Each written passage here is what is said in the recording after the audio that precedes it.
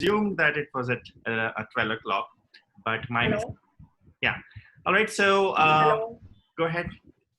Yeah. So, sir, we welcome you to Sunbeam Women's College, Varuna, on the virtual platform, and it's an honor to have you amidst us.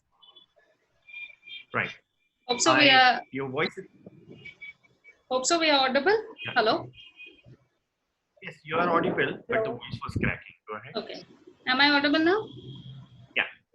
So I welcome you once again to Sunbeam Women's College, Varuna, and it's an honor to have you here. Right. And now I would request Swati ma'am to kindly extend her welcome speech. Sure. Good morning and Jai Hind, everyone. Good morning, sir. I would like to extend heartiest welcome to our guest, Dr. Shishir, and would like to extend a very good morning and Jai Hind to college administration, professor and students. I welcome you all to the session by Dr. Shishir. Nilanda ma'am, can I have the slide, please? Ma'am, I've shared. Can you see? Hello? No, ma'am. Yes, yes. Is it visible now?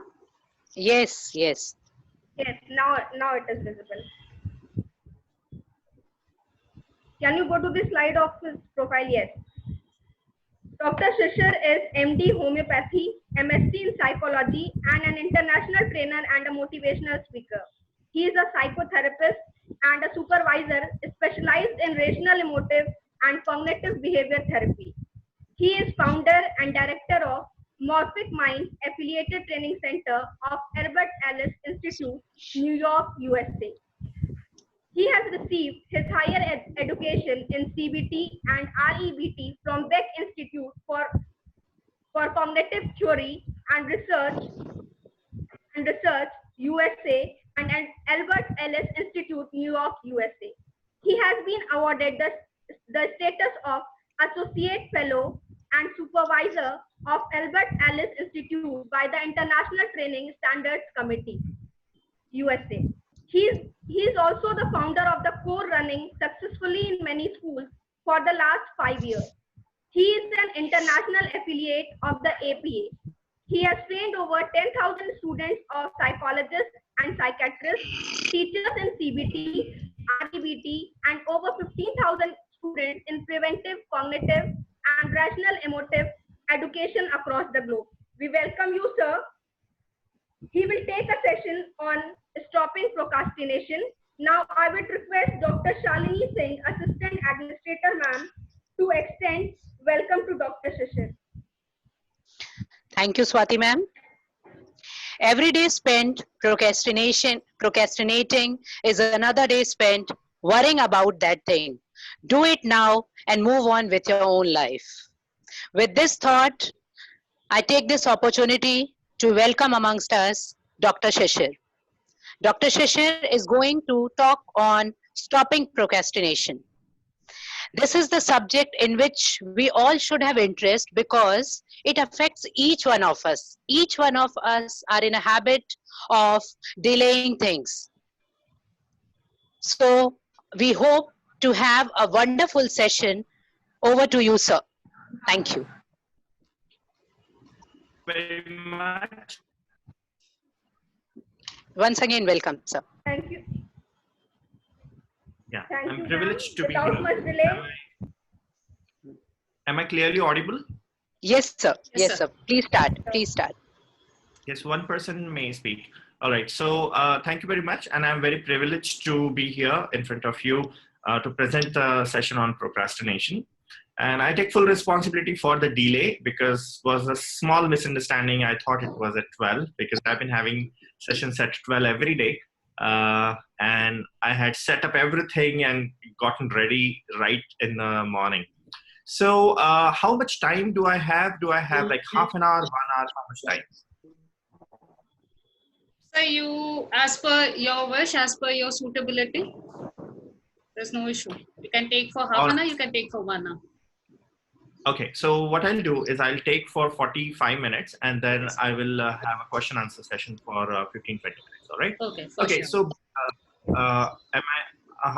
please enable the sharing by Just a second. the host. I have yeah.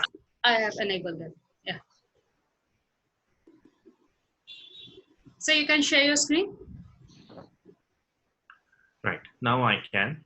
All right, okay. So,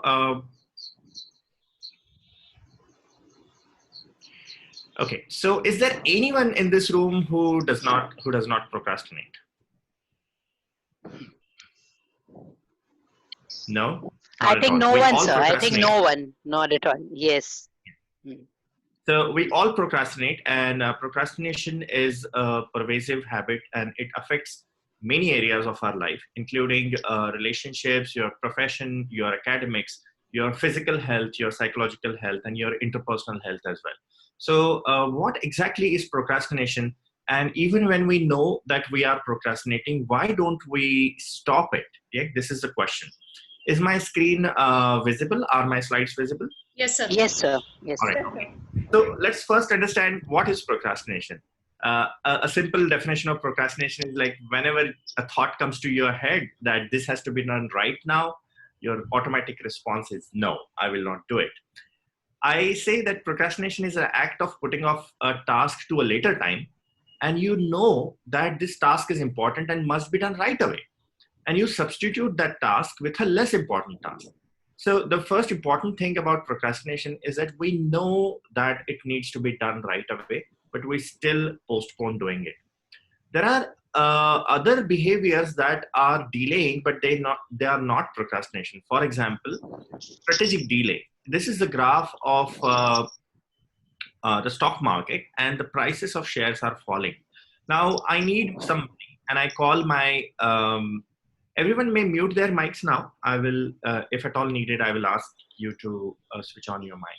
So I call my financial advisor and I say that I want to sell some shares. Now my advisor advises that do not sell the shares right now because the prices are very low and you will not get much profit. So wait till the lockdown is over, and maybe 10 days after we will reconsider selling the shares. So I delay selling shares. This is not procrastination. This is strategic delay, because I know that delaying would be helpful and doing it right away would not be helpful. So procrastinators know for sure that doing it right away would be helpful and delaying it would not be helpful. But they fool themselves into thinking that it is best done later. So remember that just because you have a feeling that I will do it later does not mean that it would be helpful to do it later. So I think this is clear that what procrastination is and what is not procrastination. Not every delay is procrastination. I say that it's not an act of delaying things, but I say it's an art of delaying things, because a lot of people are super skilled in this art. Do you know a super skilled person in procrastination? Maybe you're yourself a skilled procrastinator. Let's see what exactly is common between all procrastinators.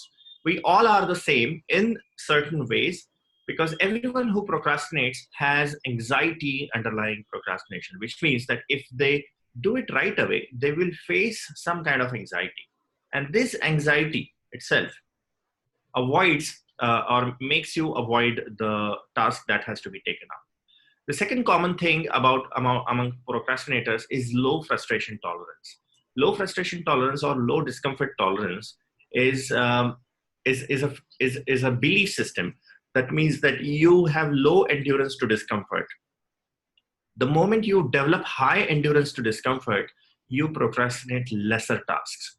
So for instance, you have to clear up your desk, you have to organize your desktop, or you have to organize your hard disk, or probably the cupboard, or you have to clean up the house.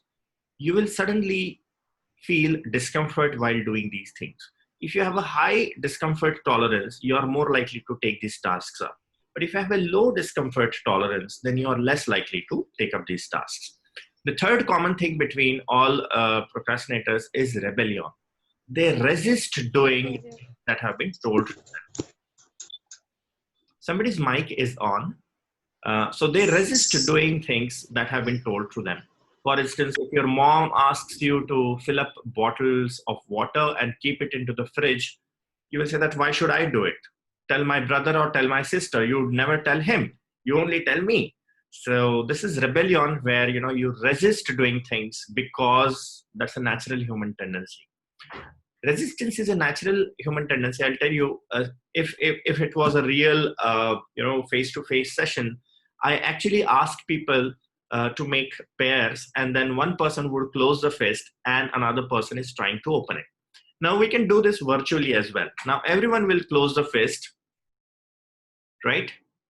And then you would try to open the fist from the other hand, right? Let us see what happens.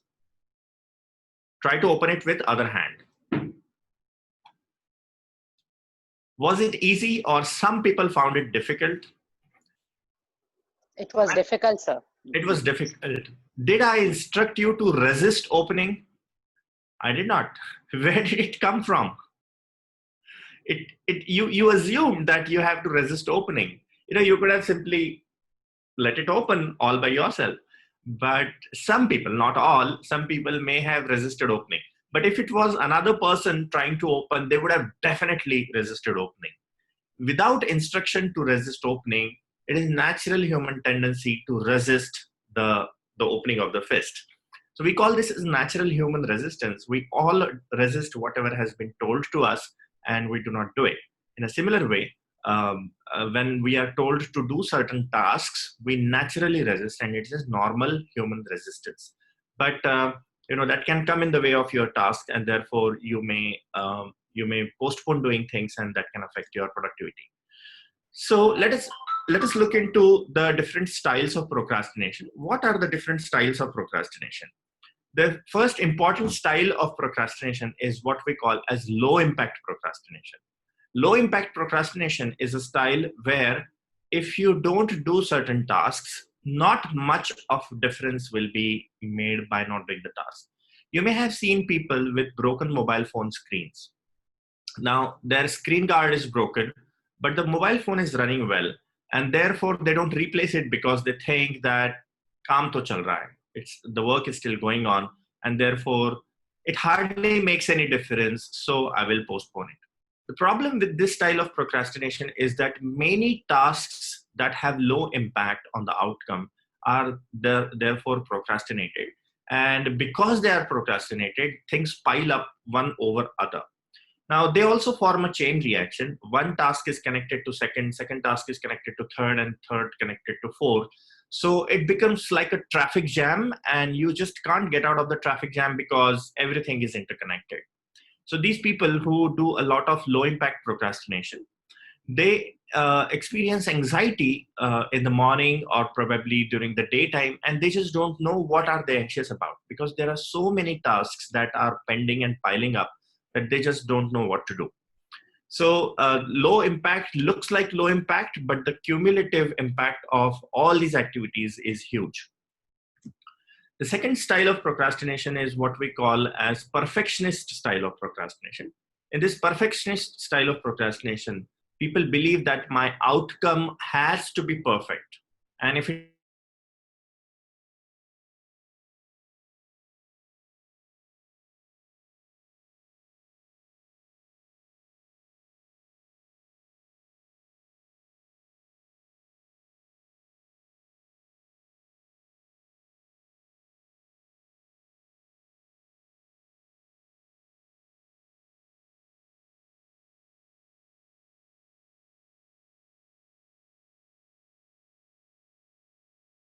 asking for more and more time, and then you don't submit it. I remember of one music director, a song producer, who is perfecting one song since the last 10 years. And his logic is, I will release the song and it will be a 1 million hit in 3 days. So I am making a song that would have so many YouTube views in just 3 days, and I'm going to break all records. So I am learning from other people's, experiences, and I'm perfecting the song. For the last 10 years, he has not released a single song. In the meantime, a lot of people, younger guys and, other musicians, they recorded their videos, they released their videos. Some of them were hits, some of them were flops, but they learned from their own mistakes, and now their outcome is much better because they learned from their own mistakes and times are changing. So by practicing and by trial and error, they perfected, or I would say their outcome is excellent. But this guy is stuck with just one song and he has not yet released a single one. This is perfectionist style of procrastination. Are you one of them? Maybe you need to find out. Another style of procrastination is a promissory note procrastination. This is also common. Here we promise ourselves that I'm going to start doing it from tomorrow morning or Monday morning or 1st of January and so on, or once the lockdown is over.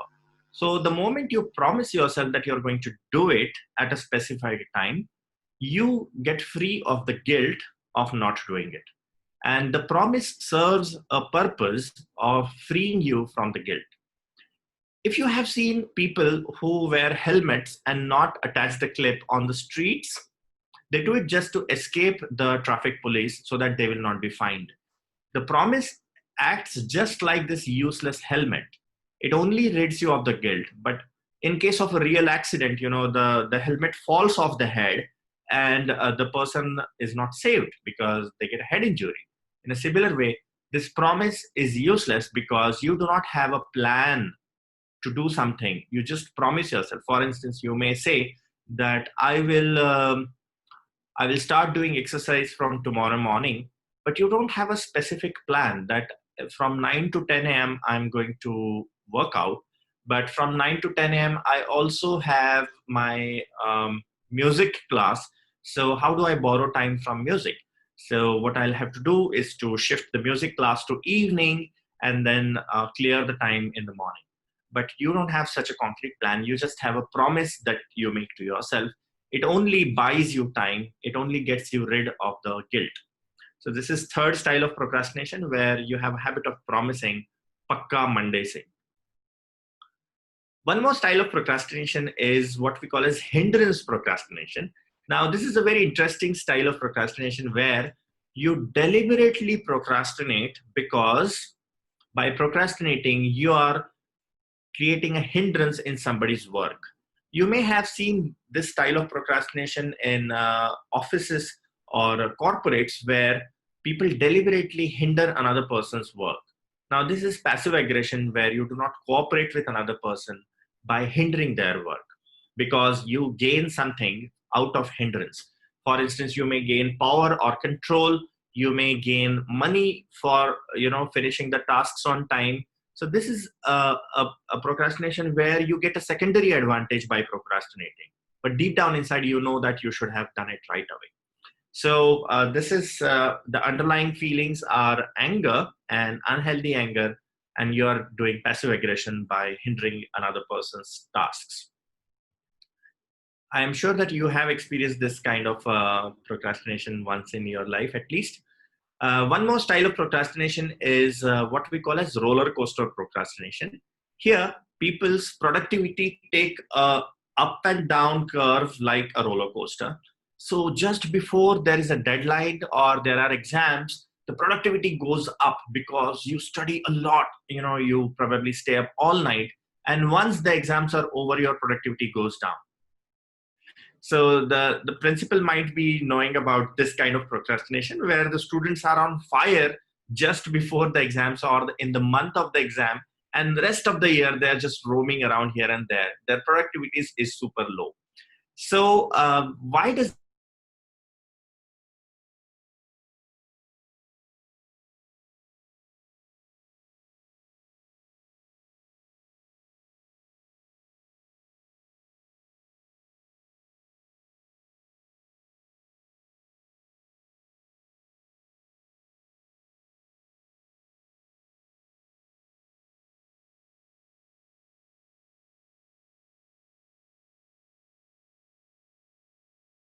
oh my God, the cheese is getting out of my hand. So they would run faster and go near the cheese. But the rat would never grab the cheese in one go and get the goal. This happens because of a specific phenomena called as premature sense of satisfaction. In premature sense of satisfaction, you think that the things are in control now. For instance, you have read 3 chapters or 4 chapters, and then suddenly your motivation drops because you get a sense of control that now I know how to study. Now I know I will be able to finish tasks, and then your motivation drops, your efforts drop suddenly. This is also seen in fitness goals. For instance, you wanted to lose or gain 10 kgs of weight, and you start a diet and exercise program, and then you reach your goal like 30% or 40%, and then suddenly you post your pictures on social media, and then everybody gives likes. Oh my God, you have transformed completely. You're looking so nice. You're looking beautiful.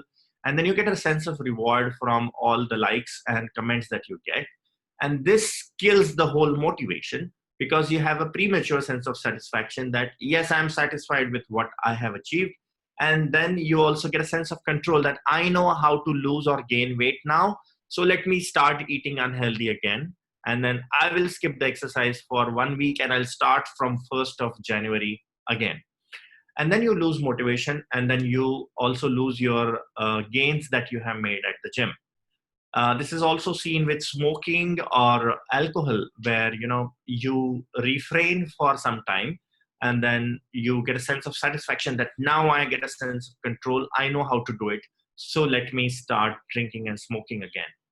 So here your productivity goes like a roller coaster. And this is very interesting, because we might start thinking that getting the results might motivate you further, but it is counterproductive, because you did not get the motivation from completion of the goal, but from partial completion of the goal and announcing it to public. So if you want to have some physical or specific goals about your health or your addictions, do not announce it to public. If you do that, you might get a sense of satisfaction prematurely, and your efforts might fizzle out in the midway. So one more style of procrastination is what we call as narcissistic procrastination. In narcissistic procrastination, you have an inflated image of yourself. You think of yourself as a great person, and whatever tasks are assigned to you, you might think that, oh my God, this task, even a junior can do. This task, even my brother can do. Why should I have to do some mediocre task? This is not intellectually stimulating for me. So I would rather postpone doing it. Why? Because this task is not up to the mark. And many people do this type of procrastination. They think that this task is not up to the mark, and therefore they just don't do it. And they keep thinking that the task has to be intellectually stimulating, the task has to be very challenging, the task has to be up to my mark, up to my level, and therefore they don't do it. Remember that all success has a lot of donkey work to do, and you will not always get only quality work. Fine, you may delegate work, but you may also get into the trap of narcissistic procrastination, where you insist that all tasks must be of good quality and you must not have to do donkey work. No, if you have to be successful, you have to be ready for all tasks, all types of tasks. I remember one telephone company where the CEO of that company actually went to the call center, and he sat as the call center receptionist and customer care representative, and he answered the customers' calls. And some of these customers were really angry and abusive towards the CEO. They did not know that he is a CEO, of course, but he went and did that donkey work. Why? Because he knew. He wanted to know what kind of problems our company is facing, what kind of complaints my customer care representatives are handling. So he got a feel of that kind of work, and then he could straighten things from the top. So if he insisted that, customer care representative, I am the CEO, I cannot sit at his place. This is donkey work, this is cheap work, I'm not going to do it. Though it was simply a role play that he had done for one day, but if he had narcissistic procrastination, he would never connect with that person or the customer care representative, and he will never be able to fix all the problems from up.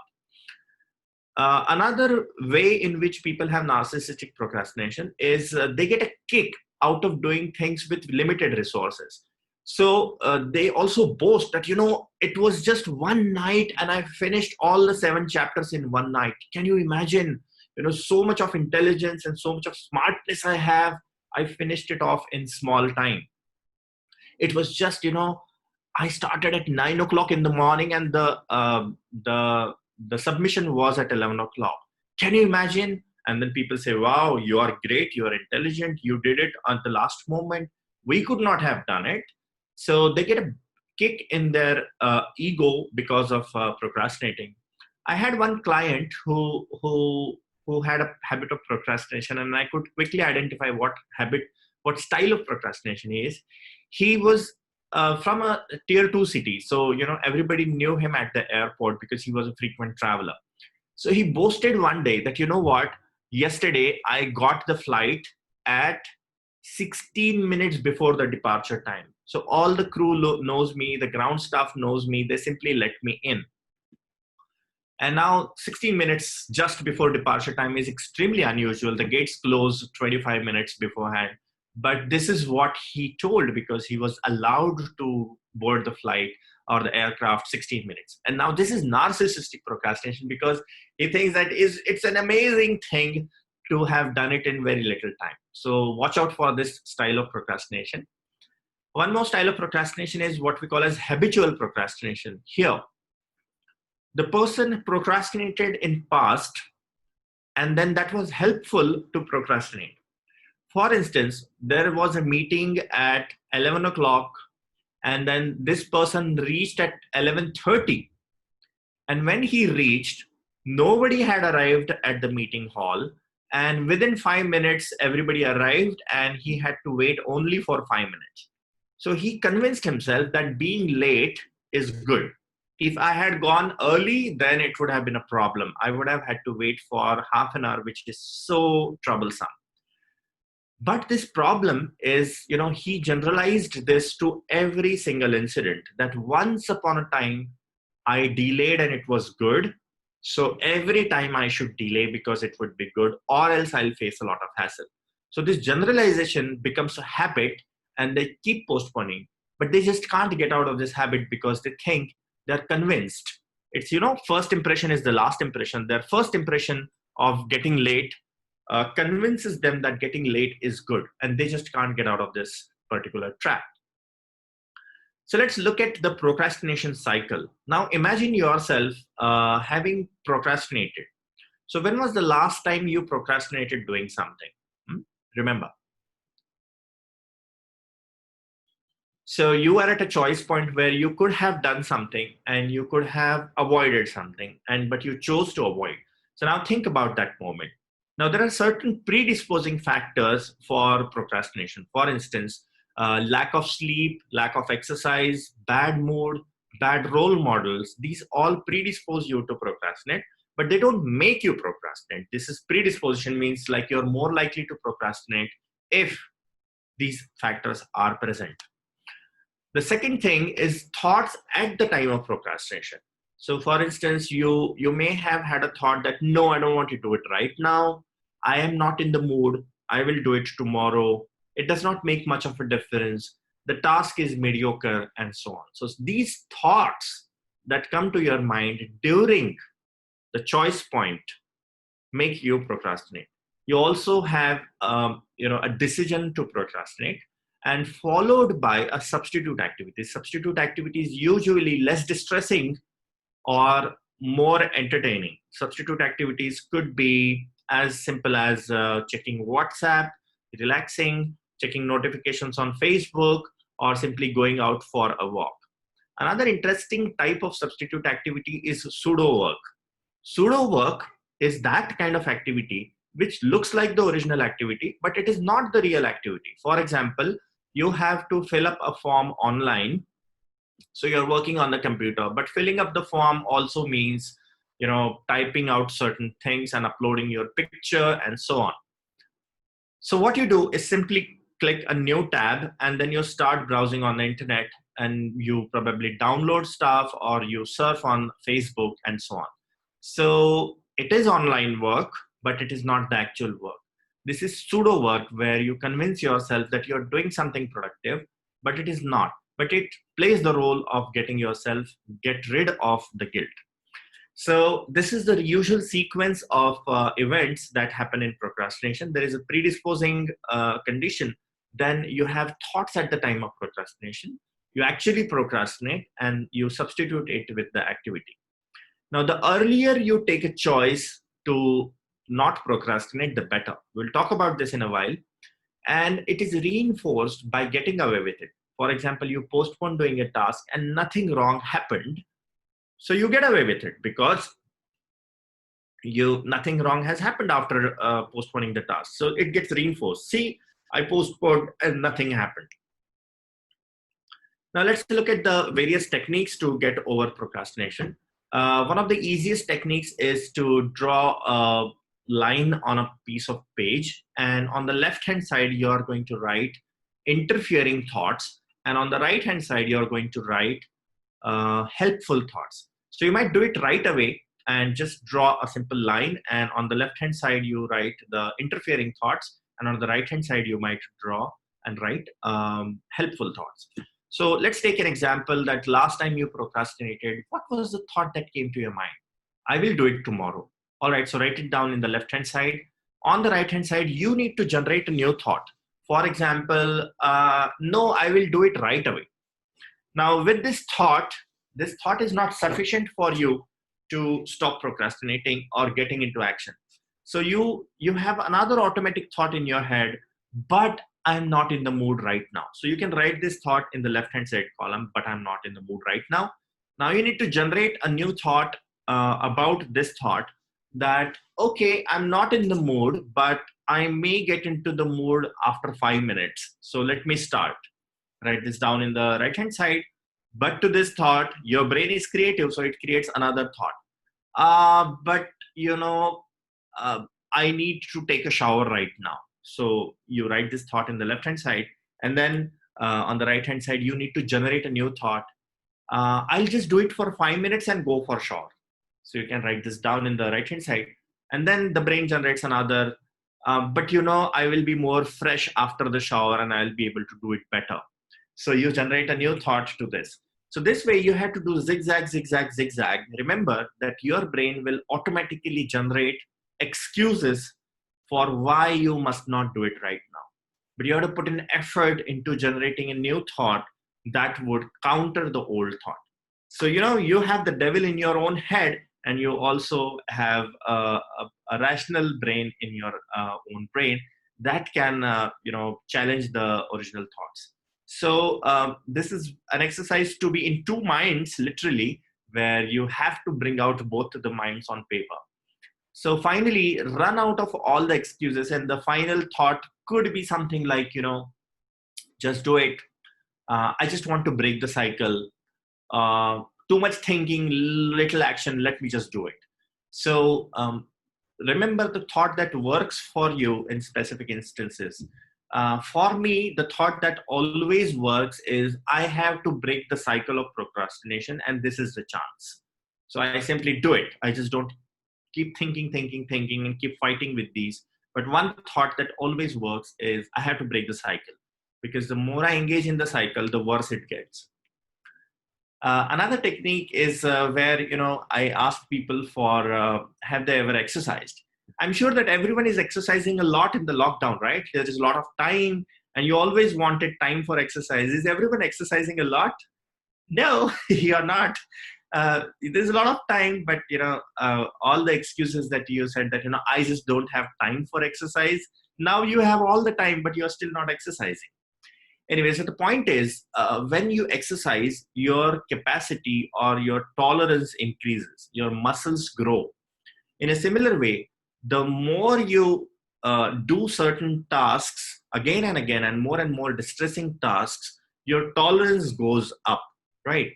But if you don't exercise, which probably has happened in the last 3 months of lockdown, you may have noticed that your strength has gone down. So when you went for shopping or, just getting certain things, you started feeling breathless after walking for 20 meters. I'm like, what is this? This is low endurance. Your endurance has gone down because of reduced physical activity. This is very clear. So the same way, the more you procrastinate, your endurance goes down and you're not able to finish tasks that take a lot of effort. So the brain can be trained like muscles. So the more you train your brain to do certain things, the better you get, because your tolerance increases. For instance, if you have to run a marathon race, and then your current cut off for the marathon race is, let's say, 500 meters. So if you run for 500 meters, you start panting and you stop. But if you have to finish the 42 kilometers marathon, then if you have 6 months preparation time, then what will you do? You will start running for 500 meters today. Then this is your cut off today. Then you might run for 600 meters tomorrow, and then that would be your cutoff tomorrow. And then you might run for 1 kilometer and so on. So you increase your threshold, and then this is the way you build your resistance or resilience. One technique is the choice point technique. You may have come across certain situations in life where you have to go left or where you have to go right. This is a choice point. You may go on one path and then come back and then go this path. That would be too much of effort. In a similar way, at a choice point where you could have procrastinated and you could have done it, the best choice would be to do it. Because if you procrastinate and start looking for WhatsApp messages, or for instance, sleep for some time, you have already walked the path of procrastination for some time, maybe 1 kilometer, 2 kilometers. And then coming back and going this path would be much, much more difficult. So better is to just do it at the choice point. Every single moment of avoidance is a choice point. The earlier choice point you take, the much better it gets. Imagine that you have bubble wrap. Many of you may have ordered stuff from Amazon in the lockdown, and it comes with bubble wrap. And what happens when you have bubble wrap with you? You have an urge to pop it, right? So does this urge make you do it? Let's see if the urge makes you do it. If someone held a gun on your head and told you that, no, you don't have to pop the bubble wrap, you probably won't pop the bubble wrap, but you will keep having the urge in your head, which means that the urge cannot be controlled. You cannot control the urge, but you can control your behavior. In a similar way, when you have an urge to procrastinate, tell yourself that this urge cannot be controlled. I will keep having the urge to procrastinate, to postpone doing things, but I don't have to act on it. So not all urges have to be acted upon. For instance, you go to the fridge and you see a pastry and you have decided not to eat pastries and cakes. So you have an urge, but you can control your behavior. You cannot control the urge. So if you have, pizzas, pani puris kept in front of you, you will have the urge to eat it. But you can control behavior. You cannot control the urge. Similarly, for procrastination, you can control the behavior, not your urge. Imagine that each postponed task is a heavy book that is put on your head.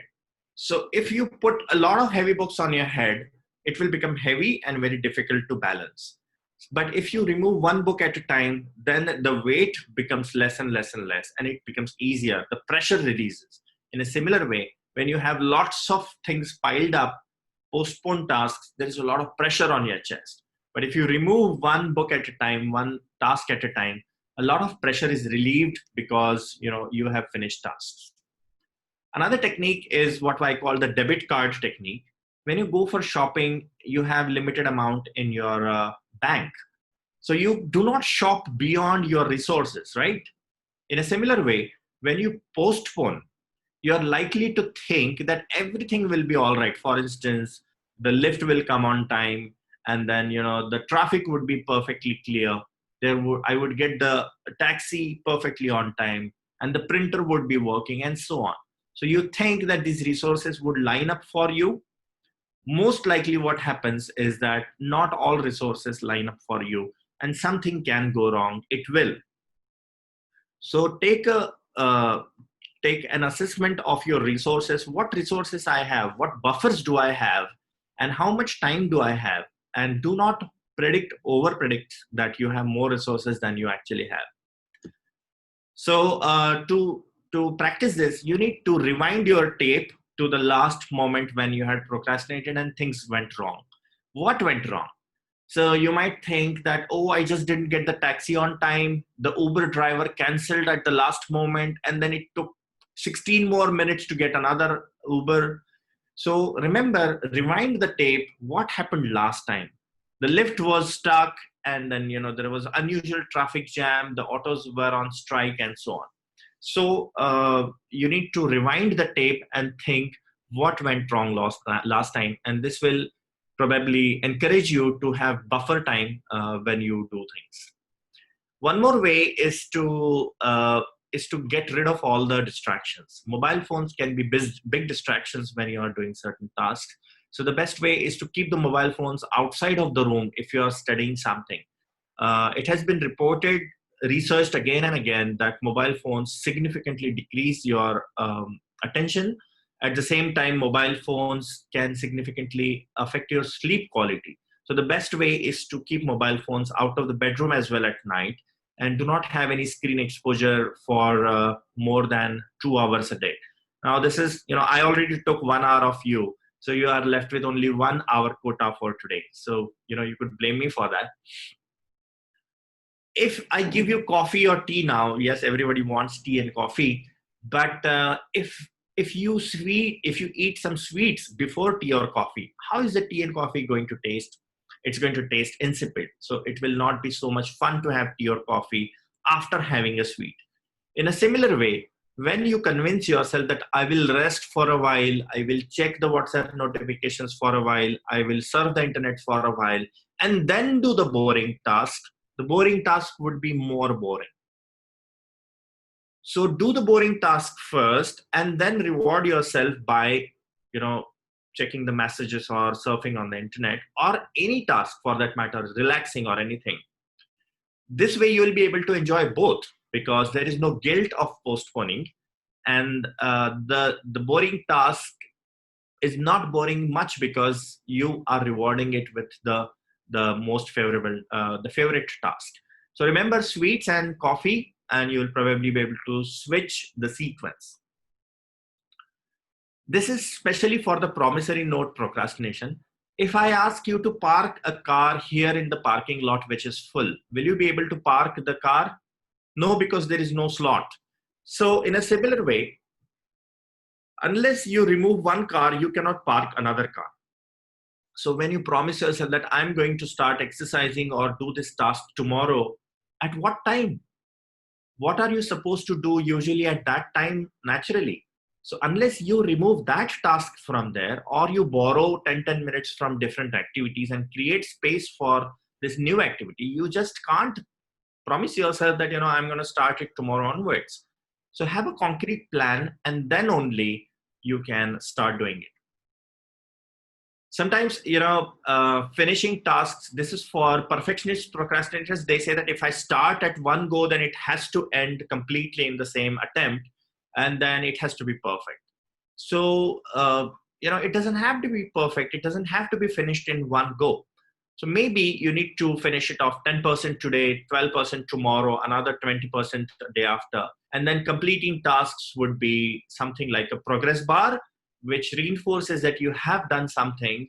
And it's not that I have not done anything or I have finished it. So you don't get into this all or nothing thinking or black and white thinking. You can finish tasks in percentage. So that reinforces you to work harder. It's only this much little left. But watch out for premature sense of satisfaction. When you know that you have finished around 70%, it might slow down your efforts. So if you start feeling, oh, I have already completed so much, I would rather reduce my efforts, watch out for premature sense of satisfaction. Many times when we want to finish tasks, we put conditions on ourselves that, unless this happens, unless that happens, I'm not going to finish this. So for this, you need to tell yourself what conditions must be met so that I will finish these tasks right away.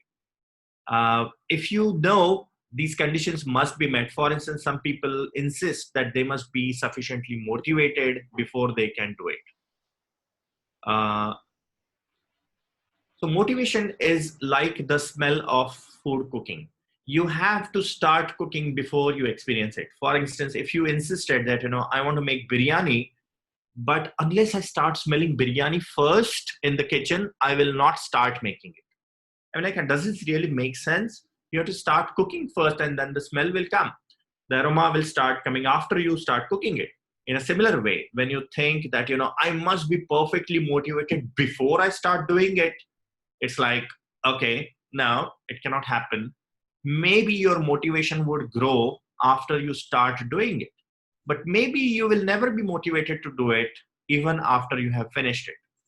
So motivation is helpful. I say that motivation can help you do the task better, but motivation is not necessary for doing a task. Do you have evidence? Yes. How many times have you taken the morning flight, and were you really motivated to take that morning flight? Were you thinking that, I'm gonna run and, I'll be the first one to stand in the line of security and they would be the first to let me in the aircraft.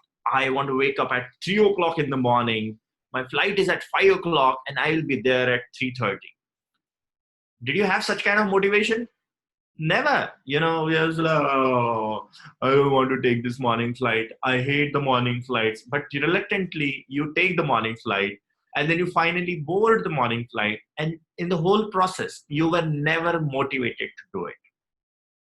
So what I'm trying to say that you may never have the drive to do it, and drive is not necessary. If you think that the task is important to be done, do it without motivation, and you will be breaking the habit of procrastination. All right. And some people have this that, all the stars and planets should align in a specific way, and then only I will do it. Good luck with that. Not all stars and planets are going to align in a specific way for you. So don't keep waiting for specific conditions that, I should be in a specific mood.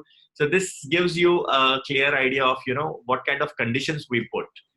The conditions could be, once this lockdown is over, I'm going to do it.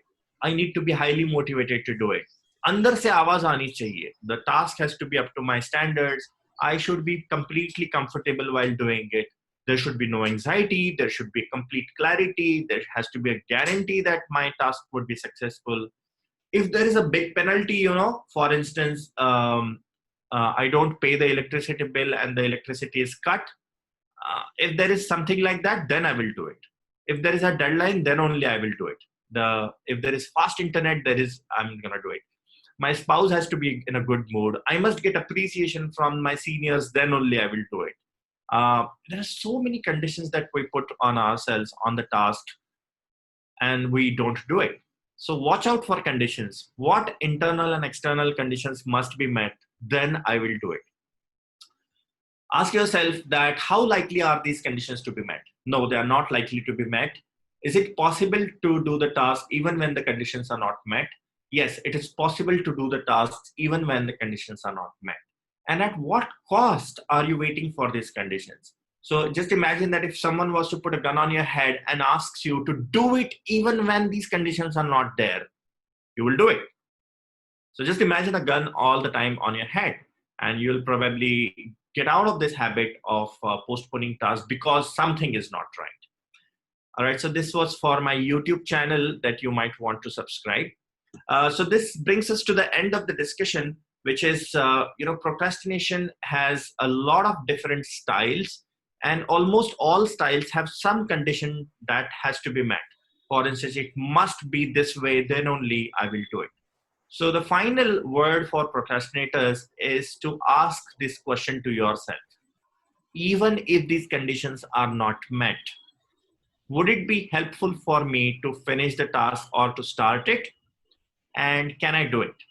So then you will slowly get out of this trap.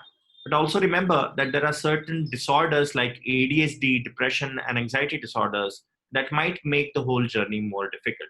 So if you think that you are a chronic procrastinator, then what you need to do is to consult a trained CBT or REBT professor or a certified therapist in your region, and then you can actually work on your problems much better.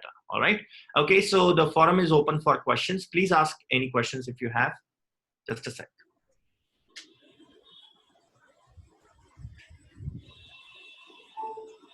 All right, any questions? Thank you, sir, for the session. Now I would ask the students, whoever wants to ask a question can please raise your hand so that I can just unmute yourself.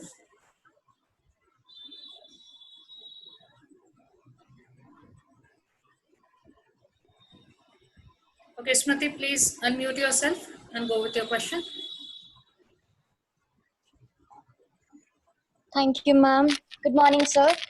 Morning. I want to ask, fear is usually considered to be a negative emotion, but we see that fear helps us in maintaining social order, and it is actually an essential requirement at times. So Absolutely. I was just wondering if procrastination also has a positive side to it, and if procrastinating can also be good at times, and if yes, then when? All right. So let me tell you first that fear is an emotion that protects us from danger. Another emotion which is very close to fear is anxiety. And anxiety is something where there is no specific danger, but you are afraid of negative consequences, and then anxiety stops you from progressing. A more helpful emotion is concern, where you're not anxious, but you're concerned about the outcome. To answer your question, is procrastination helpful? If it fits the definition of procrastination, then it is not helpful. What you might be talking about is strategic delay, that you deliberately delay doing something because you're convinced that doing it right away won't be helpful. I also want to tell you that there is a small link that I have sent in the chat. I'm sure that we don't have enough time to answer all the questions, but I will be happy to answer your questions if you click that link, and you might ask me questions in that particular form, so I'll be happy to answer them. Okay. So procrastination can never be helpful. It is strategic delay what you're talking about. More, please. Anyone else? Okay, Meghna. Sorry. Okay, Mansi, please unmute yourself. Sir, you mentioned about like some people wait for the stars to align and their favorable conditions to come when they want to work on certain things, and when their time we don't want to do it because we think that we have a lot of time in our hand.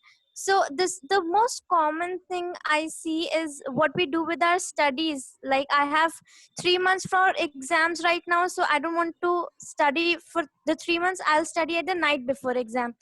How can we cope up with that? Because that is the thing I face. Like I have tests on Saturday, then only on Friday I'll get this zeal and enthusiasm to study. Only Okay. Friday, not even on Thursdays. Okay, I'll answer you. If you answer me what style of procrastination it is, if you were attentive during the class, then you would probably know. Which style of procrastination is it? Your motivation goes up just before the deadline and it drops after it. Strategic? Nahi. Now, you are distracted. Okay, so this is roller coaster procrastination, where your motivation goes up and down with the deadline. Now, all of you may have roller coaster procrastination. Usually students have it. So I want you to draw a cat on the paper in 5 seconds. Your time starts now. 1, 2, 3, 4, and 5. All right, so did you draw a cat in 5 seconds? Okay, maybe now you've drawn the cat. Okay, now you have 1 minute to draw the cat. So your time starts now. So first, What if I don't know how to draw a cat? Okay, first draw a mouse maybe, or a tiger, or a leopard. Something I know. Okay, draw something in 5 seconds. Okay. And draw the same thing in half a minute. Now, this exercise will tell you which one was better, the 5-second one or the 30 seconds one. Which one was better? The 30-second one, because I had more time to draw it. No, not because you had more time to draw it, but you could Because add, I did it before. no, not just because of that, because you could add more detailing to it in more time, right? So remember that while studying, even if you have 3 months of time and you may decide to do it in the last 7 days, if you do it in 3 months, you will be able to add more detailing to it. So the overall quality of your output would be much better than doing it in 7 days. You can finish in 7 days. You have done it hundreds of times. So there is no argument that you cannot do it. You can do it, but the quality would be much better if you start beforehand. right? Are you really mediocre quality? You want to deliver mediocre quality, or you want to do excellent quality, right? So don't fool yourself by thinking that you can do it in 1 day or 2 days. Of course you can, but with a poor quality and a lot of anxiety, which also interferes with your performance. Okay, next question.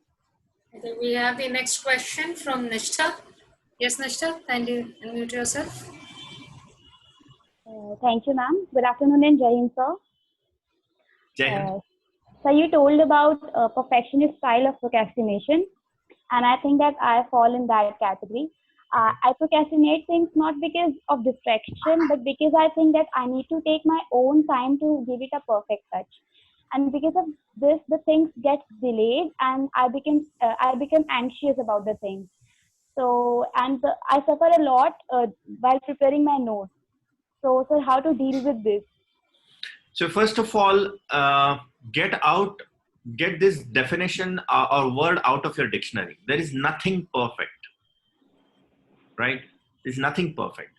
There are excellent things. You can always deliver excellent. So I'm not saying it's okay to deliver mediocre things. I'm not saying that, but you can deliver excellent quality work. What you get stuck at is, I have decided this standard for myself, and unless I reach that standard, I will not do it. Yes, sir. Right? So this standard you have set, remember. If the task has to be fulfilled by, let's say that university or, your college has given certain guidelines, stick to those guidelines, not your standards. Okay, this way you will be able to get out of the trap. So that would be excellent work. You may deliver a little more than what is the guidelines have expected us to do, but don't get into the trap of sticking to your guideline. Your standard and the college's standard would be different, right? So this way you will be very uncomfortable delivering tasks or work that is not up to the standards by your standards. But when you say that, no, I have to deliver it up to the college's guidelines, not standard guidelines, then I can get more and more work done. But remember, the best way to master a skill and deliver excellent quality work is to do it hundreds of times over, right? For instance, I have delivered this workshop on procrastination tens of times. I even know the next slide before it appears on the screen, right? But if I was adhering to a perfectionist standard, then I would never be able to master the skill. So the best way is to do it again and again and again and again and again and again imperfectly till you master it, right? Perfect. All right. So any other questions? Pratiksha, do you want to ask something? James, sir, I want to ask a question. What do you think that using planners in our day-to-day life will help us to reduce our tendency of procrastination? Planners don't handle the procrastination at all. All procrastinators have emotional issues that, for instance, anxiety, and they fall in one or other style of procrastination. Remember, none of the slides told you that being disorganized is a style of procrastination. No. Being disorganized is an outcome of the emotional problem. So, having a planner may not necessarily work. But once you identify your style of procrastination, then the planner probably might help you get back on track. And instead of the to-do list, if you have a already done list, then it will reinforce much better. So that, I have finished this much of tasks, so it might reinforce. Again, if you are watchful of the premature sense of satisfaction. So planners are not an antidote to procrastination. Action is the antidote to procrastination. So do we have anyone else with the questions? I guess they are done. So Swati. All right, so can you see the link on the right hand side here? Yes, sir. It's there in the chat. Yes, sir. Okay, so you may fill that form. It asks you for an email and your question in brief. Doesn't ask you any other details, so that I can get back to you. I receive actually tens of emails on procrastination every day because I've been having this workshop almost in all colleges. So I may take some time, but I will definitely respond. All right. Okay, sir. So, sir, on behalf of Sunbeam Women's College, Varuna, so we are extending heartiest thanks to you. Thank you for your valuable time. Thank you for your session. Thank you for your talk on procrastination. I guess that will help to motivate my students to stop just pushing things away and try to push themselves to do their work on time. Yeah, that was a really great session, and it was really great to have you amidst us. So, Swati ma'am, Yes, ma'am. shall we end it? Just let me speak a thank you note to him once again. Sure, Yeah. please. Sir, on behalf of Sunbeam Women's College, Varuna, I take this opportunity to thank you for this session. It was really a very informative session, and I hope our students must have enjoyed the session. It was quite interesting. Even we got to aware about the different types of procrastination, the different techniques to manage procrastination, and I hope we'll try to implement in our life too. Thank you for taking out your time from your busy schedule. It was a pleasure to have you amongst us. Thank you so much, sir. Thank you very much. It was a pleasure too. I also have sent you the link of my YouTube channel. So if someone has actually missed this session, a similar session is available on YouTube, which I had conducted for someone else. So please subscribe to the channel, and you will be able to see a recording of an exactly similar session there. So don't forget to write to me on the form that I have sent you, and don't forget to subscribe to the channel and watch the videos there. All right, bye-bye. Have a happy lockdown, and stay safe. Thank you, sir. Same to you. Thank you for the session. Jai Hind, sir. Thank you.